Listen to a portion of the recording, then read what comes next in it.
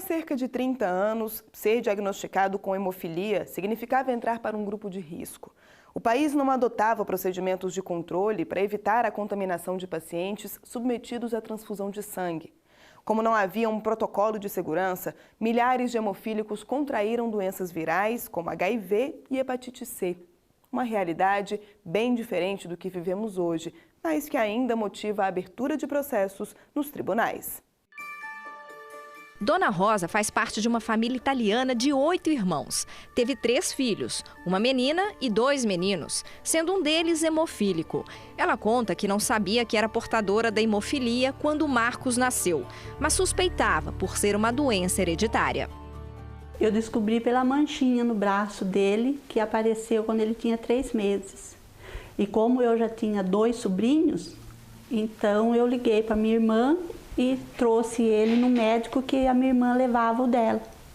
Aí foi feito exame e, passado uma semana, o resultado deu positivo.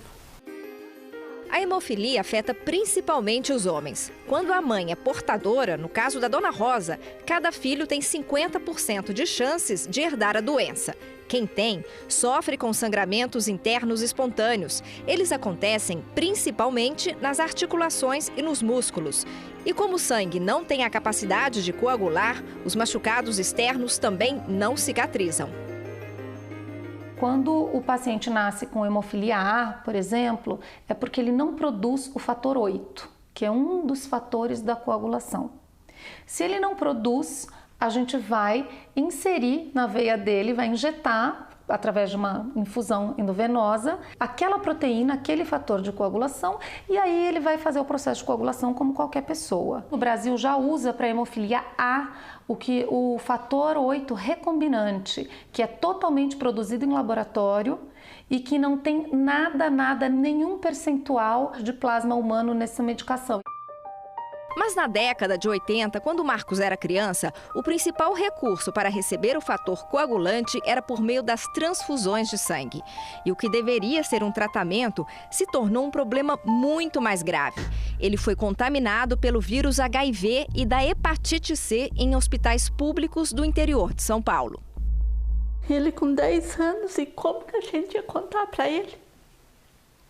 E saber assim que naquela época a AIDS era uma coisa assim que falava em AIDS, todo mundo afastava das pessoas e ele ia para a escola. Depois, o tratamento da hepatite, que a gente via ele sofrendo, e a gente falava, ele não vai aguentar, ele não vai aguentar. Marcos sobreviveu e aos 36 anos está curado da hepatite C. Os sintomas da AIDS estão mais controlados. Tanto que a quantidade de comprimidos caiu de 28 para 5 por dia. Um dia que eu contei para minha prima, ela começou a chorar. Falei, mas por que você está chorando? Não, por causa da sua vida. Falei, mas não adianta. Hoje tem medicamento, mas não adianta. O pior é se não tivesse tratamento, né? Hoje, Marcos consegue ter uma melhor qualidade de vida por causa das novas medicações. Mas a família dele decidiu entrar na justiça contra a União em razão da omissão e negligência do Ministério da Saúde durante o tratamento da hemofilia. No processo, foi pedida uma indenização por danos morais e materiais. No julgamento, o Tribunal Regional Federal da Terceira Região condenou a União a pagar, além da indenização, uma pensão vitalícia a Marcos de 3 salários mínimos. Na decisão, foi considerada a falta de fiscalização sanitária do serviço público e as limitações de trabalho dele decorrentes das doenças.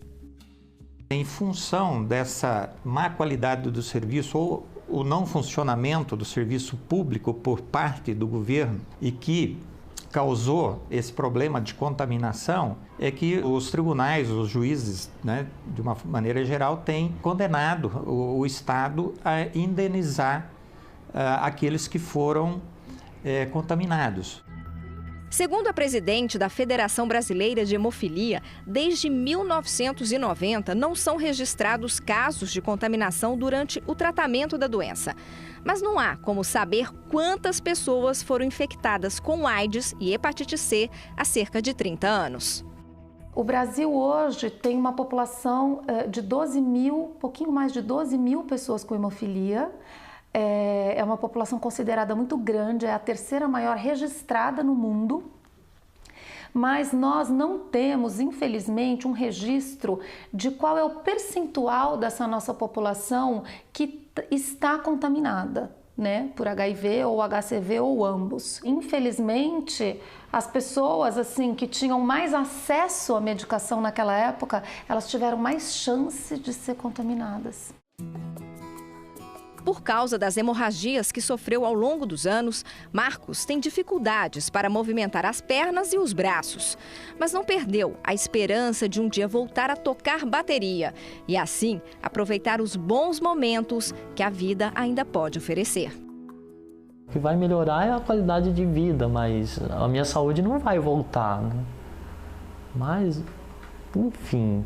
Então a gente tem que viver um dia após o outro. E tem que sorrir, tem que procurar ficar de bem com a vida.